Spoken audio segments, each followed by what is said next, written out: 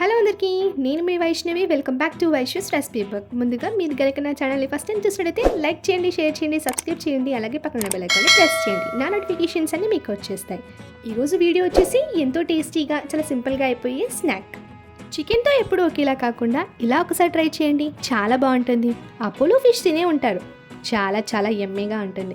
మరి దానికి సాటి లేని ఈ చికెన్ మెజెస్టిక్ని కూడా ఒక్కసారి ట్రై చేయండి, సూపర్గా ఉంటుంది. పిల్లలకైతే చాలా చాలా నచ్చుతుంది.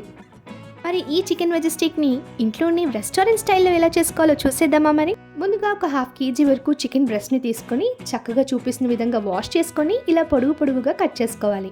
ఈ రెసిపీ కోసం బోన్లెస్ బ్రెస్ట్ని మాత్రమే తీసుకోండి. ఇప్పుడు అన్నిటిని కూడా ఇలా చూపిస్తున్న విధంగా కట్ చేసుకొని నీట్గా వాష్ చేసుకొని ఒక బౌల్లోకి తీసి ఉంచుకోవాలి. ఇప్పుడు ఇందులో 1 టేబుల్ స్పూన్ మిరియాల పొడి, కొద్దిగా సాల్ట్, పసుపు, అల్లం వెల్లుల్లి పేస్ట్, ఒక ఎగ్, దాంతోపాటు 1/2 కప్ వరకు కార్న్ఫ్లోర్ ప్లేస్లో మీరు బియ్యం పిండి కూడా యాడ్ చేసుకోవచ్చు. కానీ కార్న్ఫ్లోర్ వేయడం వల్ల అచ్చం మనకి రెస్టారెంట్ స్టైల్ టెక్స్చర్ కావాలంటే కార్న్ఫ్లోర్ని వాడండి. ఇప్పుడు వీటన్నిటిని కూడా చికెన్లోకి చక్కగా కలిపేసుకొని మ్యారినేట్ చేసి పెట్టుకోవాలి.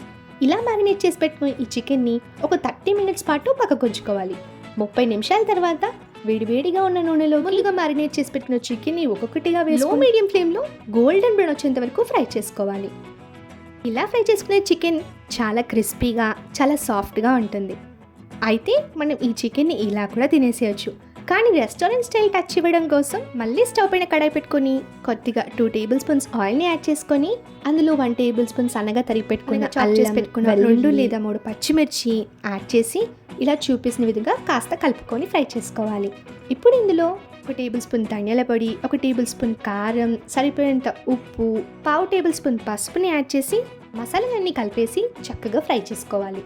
ఇలా ఫ్రై అయిన ఈ మసాలాలో కరివేపాకు, 1/2 కప్ లేదా 2 టేబుల్ స్పూన్ల పెరుగుని యాడ్ చేసి మొత్తం అంతా కలిసేలాగా కలిపేసుకోవాలి. ఇలా కలుపుకునే మిశ్రమాన్ని 1 నిమిషం పాటు వేగనివ్వాలి. పెరుగంతా బాగా కలిసిపోయి నూనె పైకి తేలుతున్నప్పుడు 1 టేబుల్ స్పూన్ సోయా సాస్, కొద్దిగా పుదీనా, మీకు నచ్చితే వేసుకోండి, లేదంటే స్కిప్ చేయవచ్చు.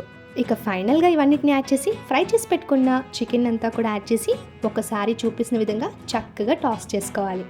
మసాలా అంతా చికెన్ ముక్కలకి బాగా పట్టిన తర్వాత స్టవ్ ఆఫ్ చేసుకొని వేడివేడిగా ఉన్నప్పుడు ఉల్లిపాయ, నిమ్మకాయతో నంచుకొని తింటే ఆహా, నోట్లో నీళ్ళు వస్తున్నాయి అనుకోండి.